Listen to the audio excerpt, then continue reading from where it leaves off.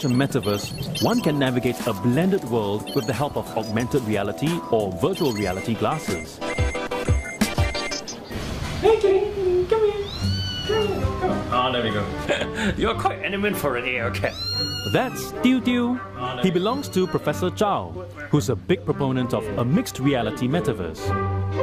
So what are the benefits of having mixed reality for the metaverse as opposed to having VR or just it being online? If you go into a virtual world, you are kind of disconnected. But if you're in a mixed reality world, you can connect with real people. You see the physical world. You can live in the nature at the same time, feel the benefits of the virtual world. So you see that as the metaverse? I want the metaverse which is blended to our physical world.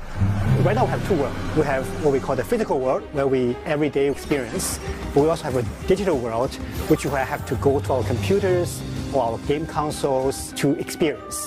They have two different kind of languages, and you have two different kind of behaviors, which is disturbing. The new generation of technology is just like we are wearing regular glasses or just wearing clothes, and we go out and we forget about this technology, and we're benefiting seamlessly from its benefit.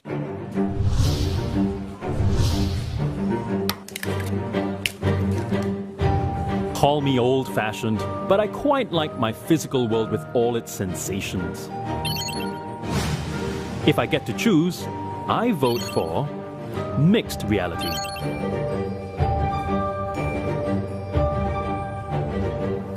I like baking, well, the kind where you follow the recipe to a T. No one can predict exactly what the metaverse will look like. Different tech companies will have different versions of it, and their R&D will shape it.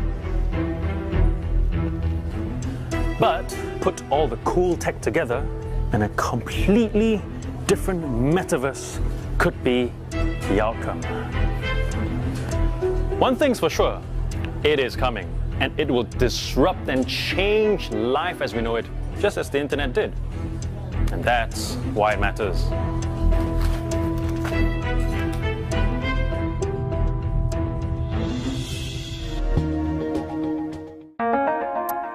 This Saturday, how to inflation-proof your investment portfolio. It's an environment which is quite different from many who have experienced. Making money off waste management challenges. Plus, the tech skills that are a win for everyone. They need to run their businesses with data. Money Mind, Saturday at 10:30 p.m.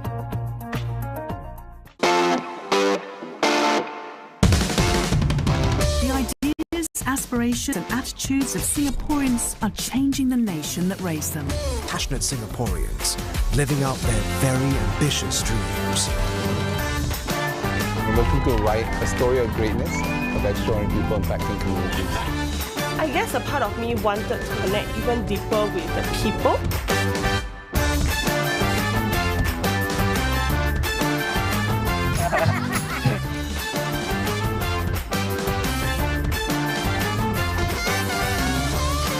There's no point playing it safe. Safe will always be forgotten. If we as Singaporeans are able to have a satellite that we can truly say was conceived, designed, engineered and built in Singapore, wow, how wonderful would it be? In Singapore, we don't give up.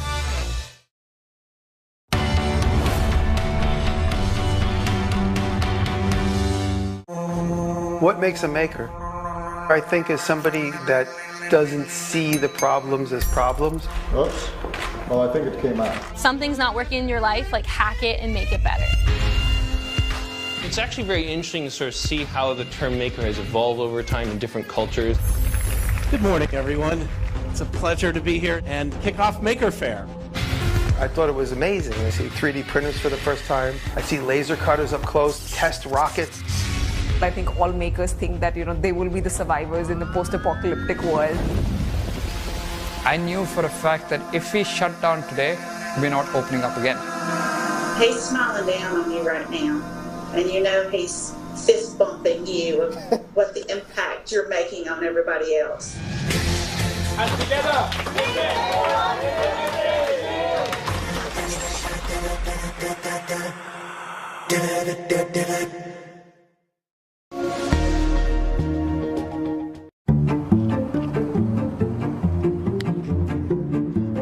friend has commented that I seem to have more passion for gardening compared to my actual job.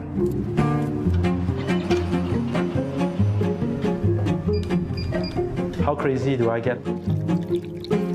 I drink at 9 AM in the morning.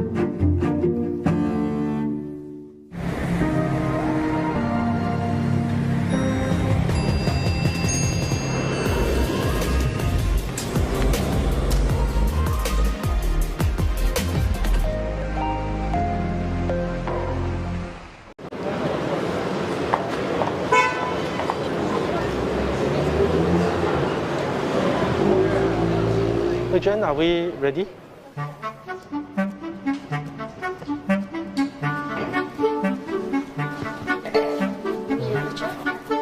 I have no idea what has been prepared for me, and my teaching partner Hui Juan will actually pour the wines. So what you need to do is to figure out just everything about the wine without looking at the label.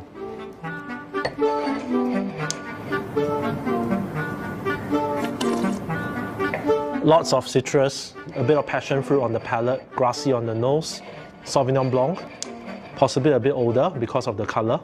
5-year-old New Zealand Sauvignon maybe. So that tells you a lot. So what I'm trained to do is, from sight, smell and taste alone, be able to decipher a wine's origin, grape variety, and winemaking processes. This wine's a bit garnered, tells you about age. Vintage, quite old. 15 years or so. It's really oxidative.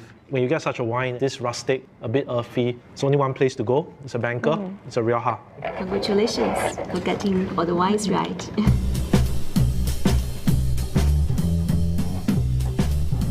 I did my degree in Cambridge and my PhD in Oxford.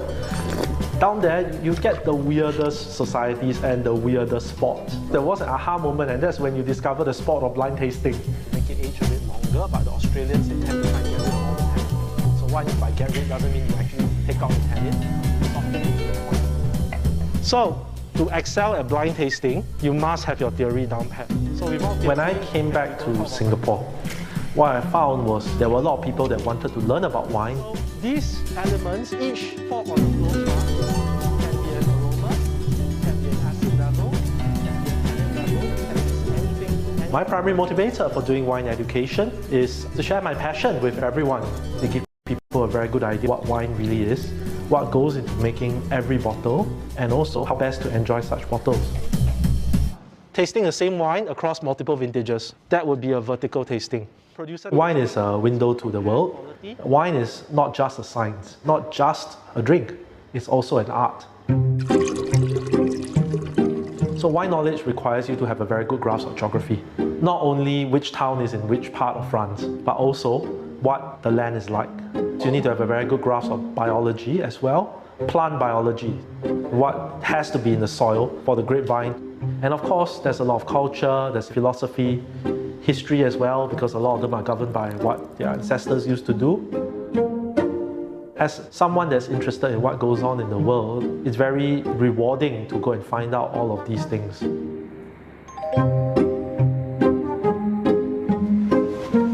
I work at the Experimental Drug Development Center in A*STAR, which is the national platform for drug discovery. My day-to-day job involves finding new small molecule therapies for diseases with unmet needs. My job needs me to actually analyze large amounts of data in order to find which compounds are able to hit certain drug targets. Both are based on science, really, because what actually goes into the bottle is a mixture of chemistry and biology. However, science is very much an I stare at machine job, I stare at numbers kind of job. So I appreciate the human interaction when I run classes. In the lab, it's not good to chat because you really do need to be really focused. While I won't be distracted that badly, it is possible that other scientists will be, and they might just blow up the experiment.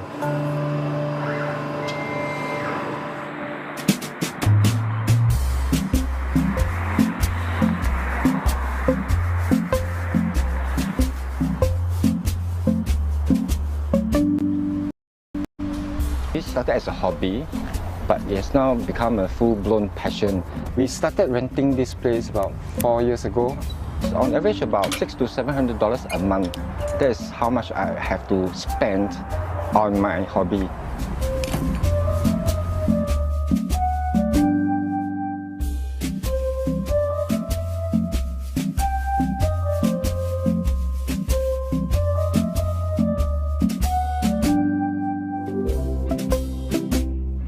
This is a blackberry plant. It's meant to grow in a temperate country. And I got the seeds from supermarket blackberries.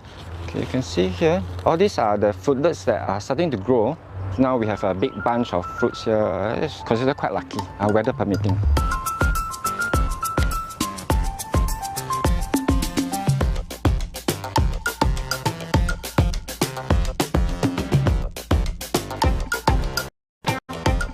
I thought if grapes was possible to grow in Singapore, then it should be possible to grow some other exotic edibles. So that's when I decided to try and experiment on growing more different types of edibles.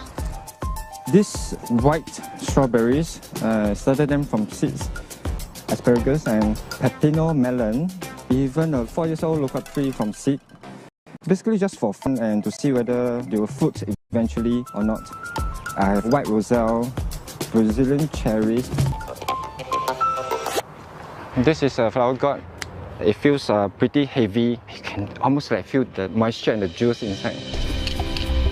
I spend about 4 hours a day here. Sometimes it could be more. The process of experimenting with different crops is the part of gardening that I enjoy the most. You face different things daily, firefighting daily. Basically, my whole focus will be on how to settle a problem. It's almost meditative.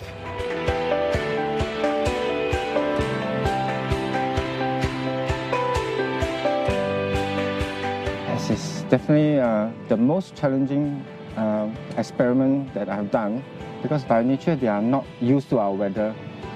With our high humidity and our heat and our pests, it's really tough to make them grow healthy and fruiting. It's very stressful and also very nerve-wracking.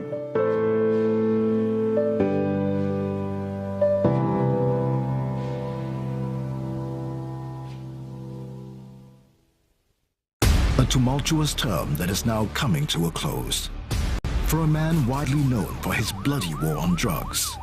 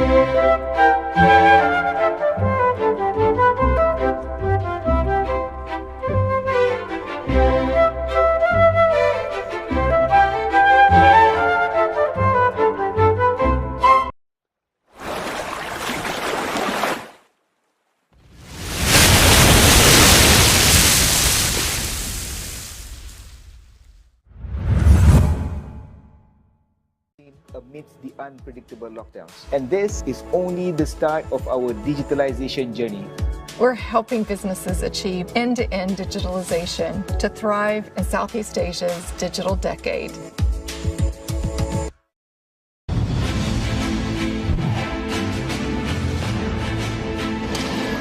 The political atmosphere here remains highly charged. I'm Roland Lim, CNA, Hong Kong.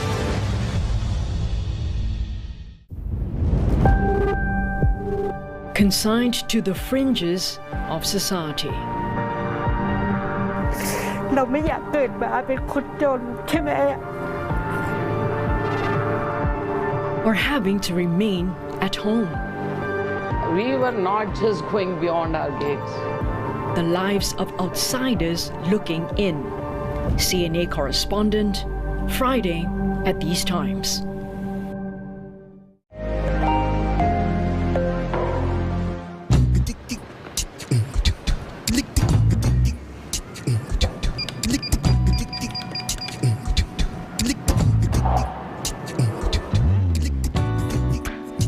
I've been storing my wine here since 2017 when I came back from the UK. The problem with wine is that if you stare at the wine every day, eventually you will drink it. I come here as and when I need to, because sometimes I'll need wines for courses or events or dinners.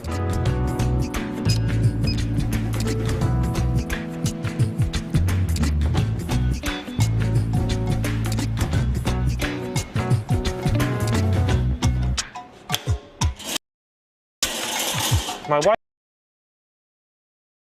wife tells me I treat them better than the babies. They actually get to sleep in aircon all the time, and my baby. So normally, anything between